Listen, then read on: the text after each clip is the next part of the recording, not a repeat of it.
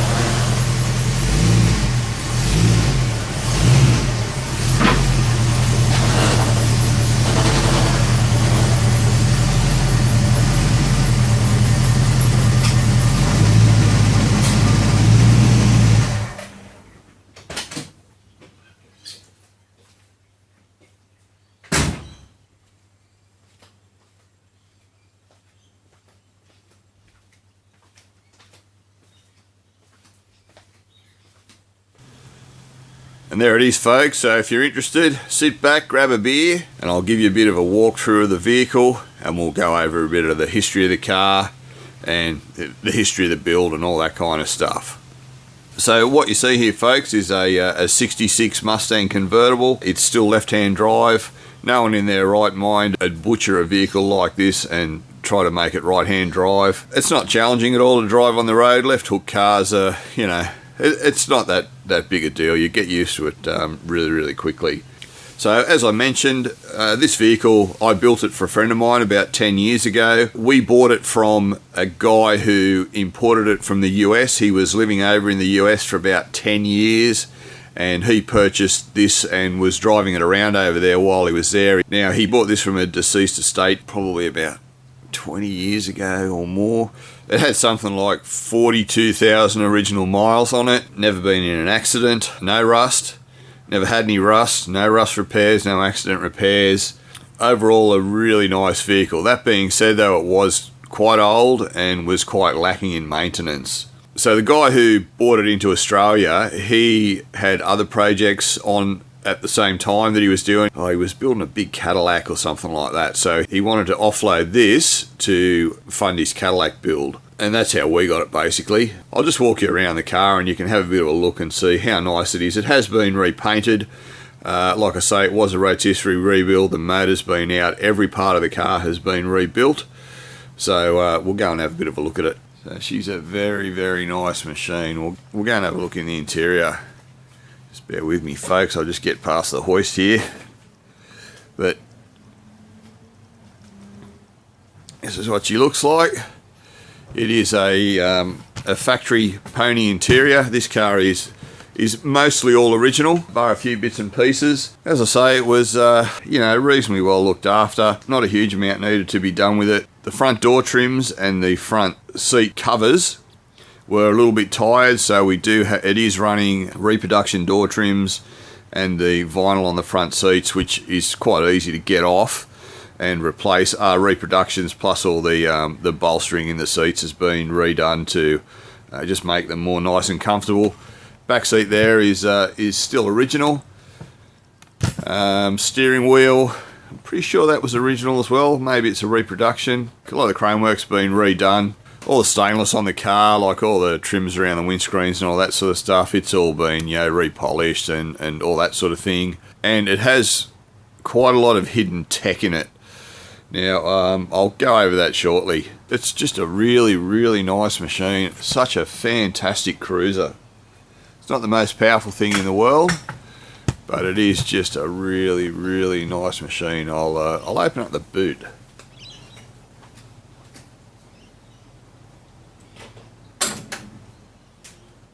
So yeah, even the boot looks pretty sweet, folks. It's got all the, we sourced all the original kind of vinyl stuff that they had in the boots. It does have a, you know, a non-factory spare being that it does have mags on the car. That's one of the few modifications that's been done to it. You can see all the stickers and all that sort of stuff, all the rubbers and everything have been replaced. It's just overall a really, really nice vehicle. Looking at it from behind there, it's, you know, just really, really nice. Absolutely fantastic for cruising around on a nice day, cruising at the beaches and all that sort of stuff. It is a standard motor. It does have gobs of torque though. It's a 289 auto. The auto has been shift kitted. Yeah, it's quite a nice machine. Alright, we'll go and have another look at the interior. Alright, so a little bit of a trick I'll show you here, folks. I'll just zoom in on a few things. Now, to keep it looking all original, which is what we've done, it's pretty hard with, you know, factory stereos and all that kind of stuff. Now, this vehicle from the factory, it was optioned with the factory 8-track stereo, which I think these were the first production vehicles to come out with any kind of like tape cassette player. So I'll just go in the car and I'll give you a bit of a look. As you can see, folks, that's your 8-track tape player there. But, you know, they don't sound real great, the old 8-track tape players, and it's not the sort of vehicle you'd put a, you know, a modern sort of stereo in. So what we've done, under here is a hidden audio system. That's just basically a control module there. This has, you know, Bluetooth, USB, iPod connections. You can, you know, use it with your phone. It's got hands-free. You can see there's a little microphone here so that you can talk to people on your phone, answer the phone, all that sort of stuff. And all the rest of the equipment for this stereo, and it's quite an extensive stereo, it's actually in the boot. You can't see it though, as you would have known from just looking in the boot. But the amplifier components are all separated and they're actually mounted up inside the rear quarter panels, so even from in the boot you can't see it. And what we've done is we've run the output from the 8-track into the hidden audio system and then used the equalizer and everything to clean it up, so it just sort of boosts the 8-track and makes it sound a bit nice. When I built this for this mate of mine, I actually tracked down a whole heap of 8-track tapes for him from overseas. Some of them were actually almost new, and some of them were sort of not so new, but they all work. The whole thing, everything works on this vehicle. A bit of Elvis, Beach Boys, all sorts of stuff. It's yeah, it's a very nice machine, and things like that. It's always important to keep a really nice original vehicle like this. Maintaining its appearance, you know, you don't want to be putting, you know, aftermarket stereos and stuff that just kind of detracts from the original appearance of it. Let's go and pop the hood.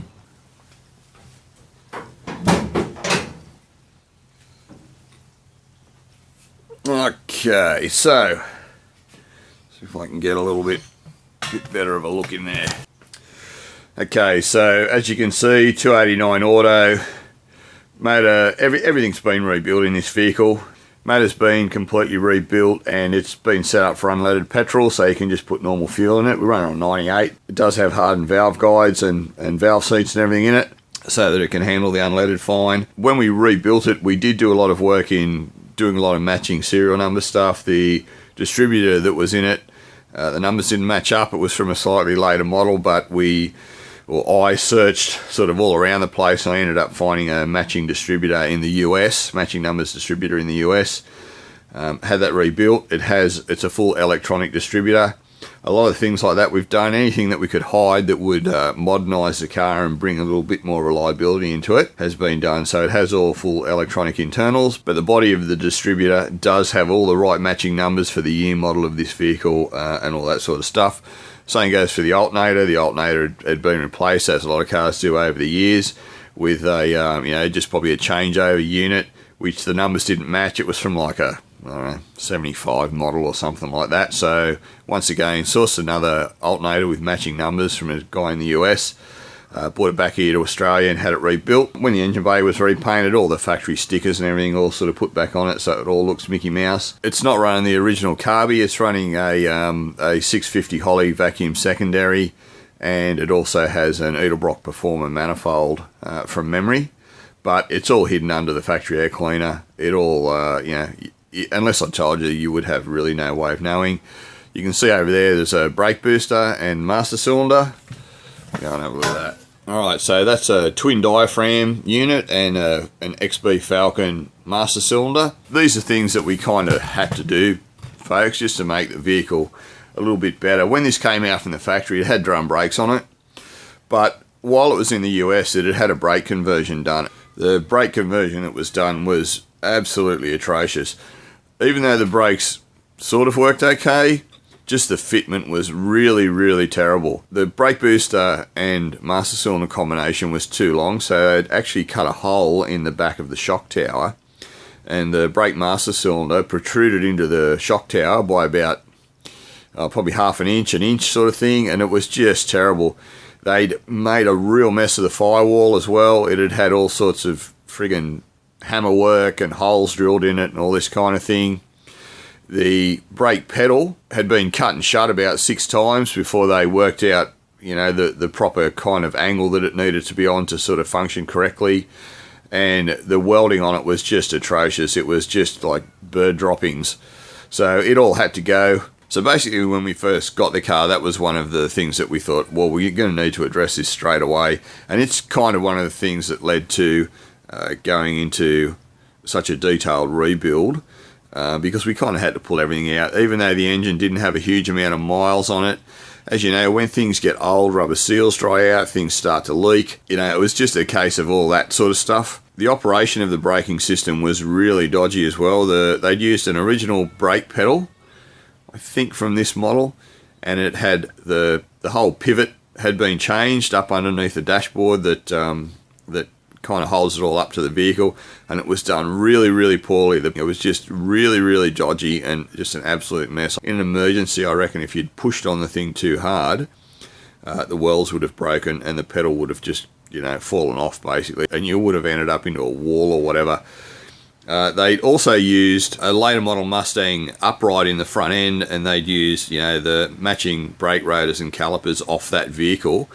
But what that did was it changed the suspension geometry and gave the vehicle quite a bit of bump steer, which was just not on. So we've sourced original uprights for it, and then we did a proper brake conversion that I purchased from Hopper Stoppers here in Australia. So basically the vehicle just runs modern Falcon twin piston PBR calipers on the front with a decent sized rotor, twin diaphragm, brake booster, XB Falcon master cylinder. We sourced a new factory pedal mount for inside the vehicle and a new factory pedal, which we didn't have to modify with this setup. So it's all really, really nice. And once we had the car all stripped apart, we then repaired the shock tower, the firewall, and, you know, any other bits and pieces. It did have a lot of fluid leak in it as well. A lot of the paint is sort of all fried up.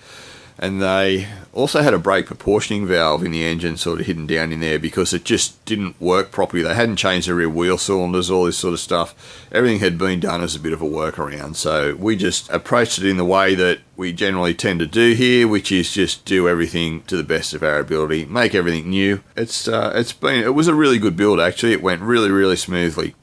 All the engine bay wiring looms and everything have been replaced. Absolutely everything is available for these vehicles, folks. If you're thinking about doing a muscle car restoration, there's just such a big availability of parts for it. They're so popular in the US. It really makes it quite easy to do. And plus all the people that I dealt with in the US throughout the construction of this build were all really professional and really decent. I've done other builds for people of vehicles from more uncommon manufacturers, and because of the much smaller aftermarket, there are a lot of dodgy people still in those areas that haven't been weeded out through competition. Man, I've had some problems over the years just with dealing with dodgy aftermarket suppliers overseas who get your money and just don't send the parts or send some crap that's not what you wanted and all this kind of thing. But with this Mustang, it was such a breeze. Everyone was so good to deal with. And even here in Australia, there are a lot of people who sell Mustang stuff that I dealt with over the time, and they were really, really good as well. And I'll give a bit of a shout out here to a mate of mine, Scott, at Steve Kennedy Smash Repairs in Toukley. He and his guys did all the paint and panel work on the vehicle, and it's just really, really nice work. They are a really top-notch professional shop, so if you need any paint and panel, Steve Kennedy Smash Repairs, Toukley. So, question, why do I have it here? Let's go back to the engine bay. The guy who owns the car hardly ever drives it. He does have other vehicles like this. This isn't his only classic car. And basically the thing was sitting for over 12 months without being driven. He lost the keys for it, that's right. He'd lost the bloody keys for it. Now, I keep spare keys for all my customers' cars for this exact reason. So, yeah, he contacted me and said, oh, I've lost the keys, blah, blah, blah. I said, no worries, I'll send you my keys. And what we'll do, we'll just get another set made and I'll order another remote for it, because it does have quite an extensive alarm system on the vehicle, and the remote fobs have to be programmed and all that kind of thing. So I sent him all the stuff and said, look, just when you get the keys, bring the car up to me. I'll reprogram the alarm key and I'll do a service on it, do oil and filter and throw it up on the hoist and have a bit of a look at it. And just make sure it's all good to go, because it had, like I say, had been sitting for over 12 months without being started. And he lives about 150 k's away from me. And unfortunately what happened was he jumped in the car, started it. It does sit on a battery tender. So the battery's always maintained on all of his vehicles. As I say, he just jumped in the car and started it. Didn't check the water, didn't check the oil, anything like that. And drove it up here, up the expressway. Now, he got most of the way here and the thing started to boil. So basically, he kind of cooked it.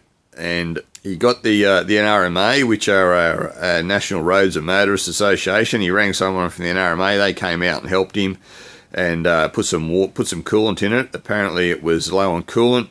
How that coolant had gotten out of there, no idea. This is part of the stuff we're going to have a look at. But one of the issues with these vehicles is if you do short trips around town with them, they will blow out a little bit of coolant. It doesn't have a recovery tank running off the radiator.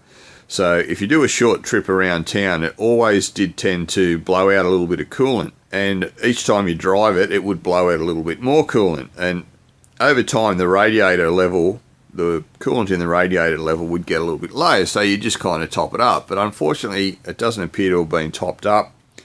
Or the coolant's disappeared from somewhere else, no idea. The oil is still really good. There's no coolant in the engine oil. There doesn't appear to be any oil in the cooling system.